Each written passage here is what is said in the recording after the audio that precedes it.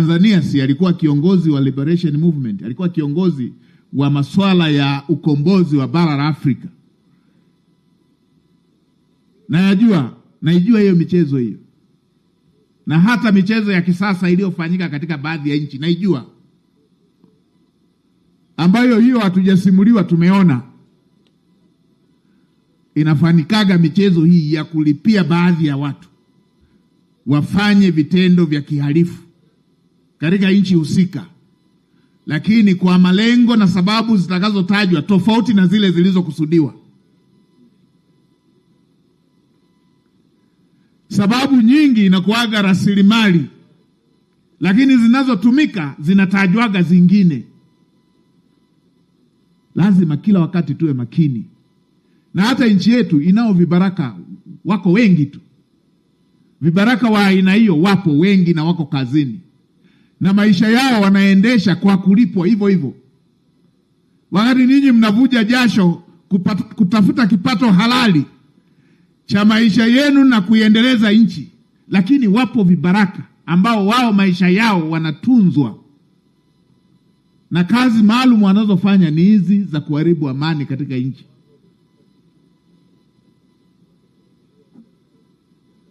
Wapo, na hata tunavyoongea hivi wapo, wako kazini.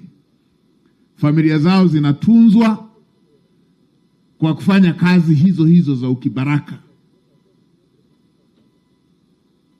Na wengine hupenya mpaka na kwenye mifumo. Wanapenya. Kila siku yuko kazini, unaweza ukadhani anafanya kazi ya taifa, kumbe ni kibaraka anatumika. Wengine wapo kwenye vyama vya siasa, hivyo hivyo. Kila siku unadhani anafanya kazi ya demokrasia, kumbe kibaraka anatumika. Nilikuwa namsikiliza mmoja, kila siku anabadilisha kauli.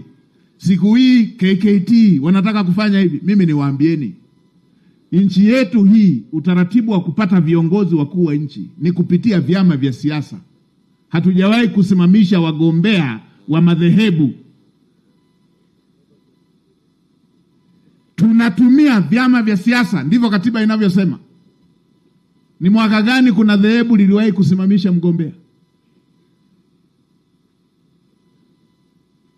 Sikia kauli hizo ni kauli za vibaraka ambao wako kazini. Wanataka kutuletea migawanyiko ya kidini. Mwaka gani tumewahi kuona dhehebu limesimamisha mgombea? Wagombea wanasimamishwa na vyama vya siasa. Ndio, wagombea husimamishwa na vyama vya siasa. Vyama vya siasa vilivyosajiliwa kikatiba. Na miaka yote tangu tuanze, na Mwalimu Nyerere alisema hili, hatujawahi kusimamisha mtu asiye na dini.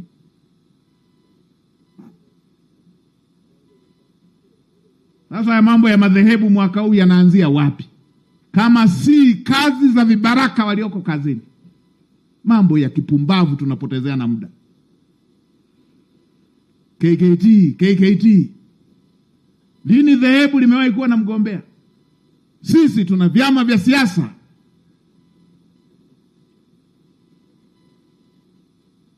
Ndio. Na katiba inasema vyama vya siasa ndio vitasimamisha wagombea.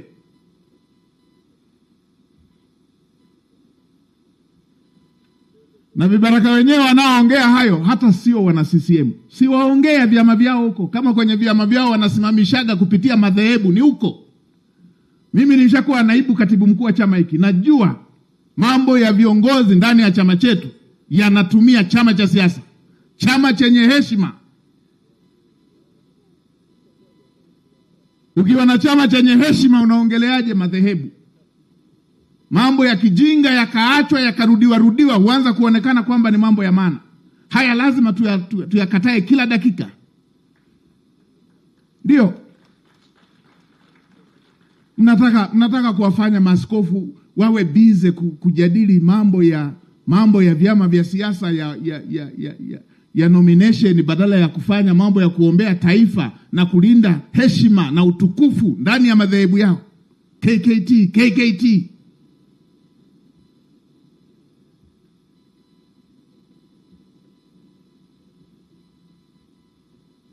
Nani kawaambieni cheo akinapeleka mtu mbinguni? Kwa akitokea kiongozi wa dhehebu hilo, wale wa dhehebu hilo wanaenda mbinguni kwa tiketi ya kiongozi wa siasa. Mambo ya kipumbavu kabisa hayo, tunapotezeana muda.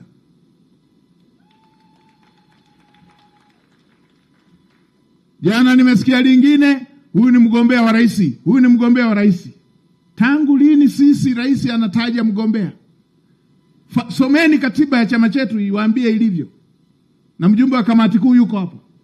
Hiki ni chama chenye misingi. Hiki sio chama cha briefcase.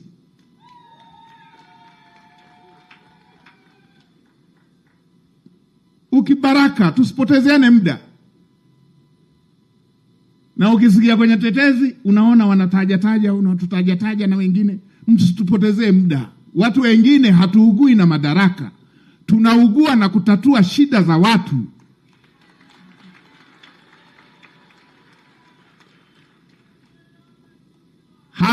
Hatuugui na vyeo, tunaugua na kutatua kero za watu. Cheo sio msingi, msingi ni huduma kwa watu. Ndio.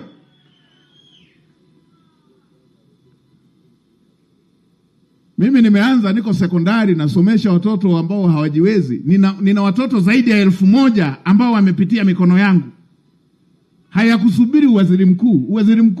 Waziri mkuu kwangu mimi sio kitu kikubwa. Kikubwa ni nafanya nini na nafasi ambayo nimeaminiwa.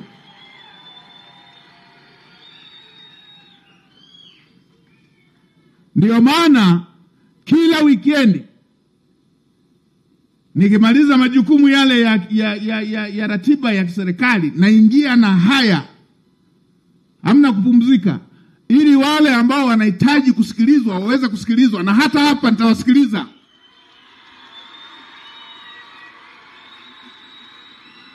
Na wala msiwe na haraka, tutasikiliza hata kama giza litatukuta hapa. Ndio majukumu niliyotumwa na Mheshimiwa Rais.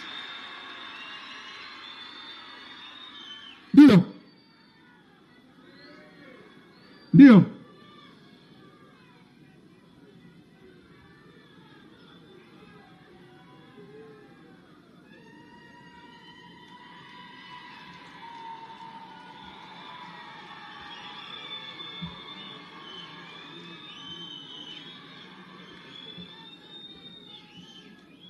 Watu wana vilio, watu wana migogoro, watu wana mambo yanawatatiza.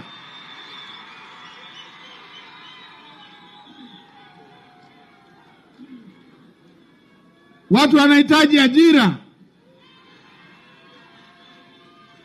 Watu wanahitaji maendeleo.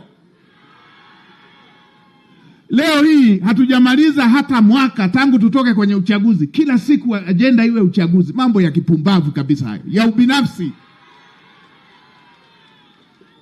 Mambo ya ubinafsi. Mambo ya ubinafsi. Mambo ya ubinafsi.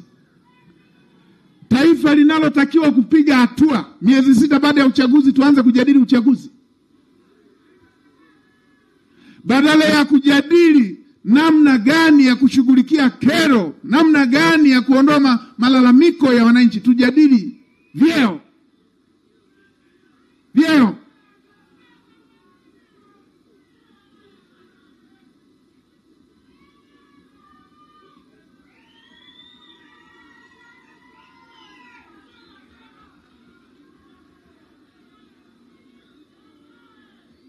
Sasa bana, wanaotumika kwenye ukibaraka,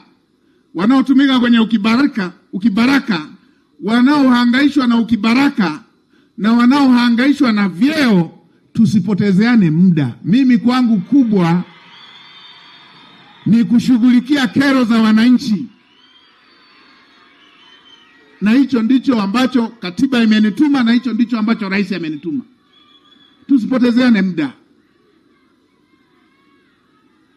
Na wala tusichafue taasisi zenye heshima. KKT.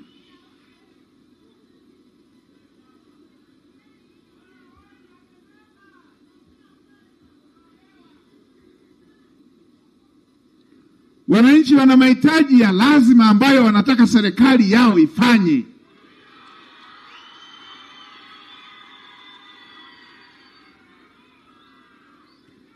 madaraka.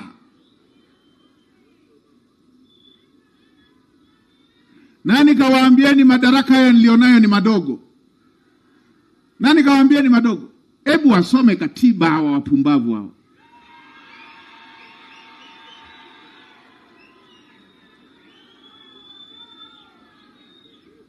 Wasiojua wasome katiba. Ndio, wasome katiba. Nimepewa majukumu na katiba imebainisha hivyo. Waziri mkuu ndo watakuwa na madaraka ya juu ya udhibiti, usimamizi wa shughuli za kila siku za serikali, usimamizi wa shughuli za serikali bungeni, na kutekeleza ama kusababisha kutekelezwa kwa maelekezo yote ambayo rais atatoa. Mtu mwenye akili timamu, katiba ikishakupa hivyo na wewe ndio umeshateuliwa, utawaza mavyeo ya madaraka ya wanaoyazo hawa vibaraka hawa, badala ya kuwaza wananchi wapate kicheko na tabasamu waliloahidiwa na rais kupitia nafasi uliopewa.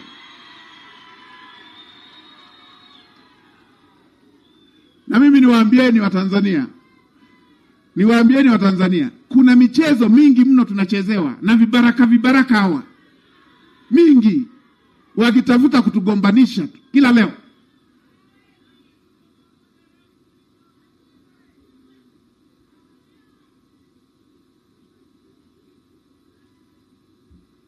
Niliona niyaseme haya kwa sababu jambo la kijinga likirudiwa na lisifafanuliwe huanza kuonekana la maana.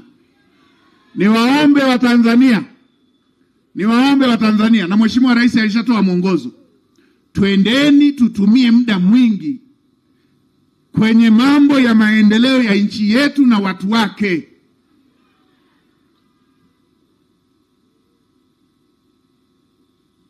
Hayo ndo mambo ya msingi.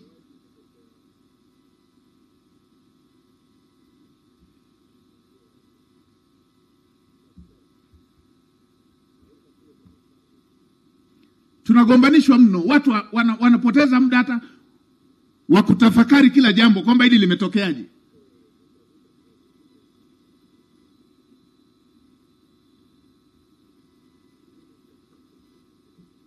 Unakaa hivi unasikia sister katekwa, unakaa hivi si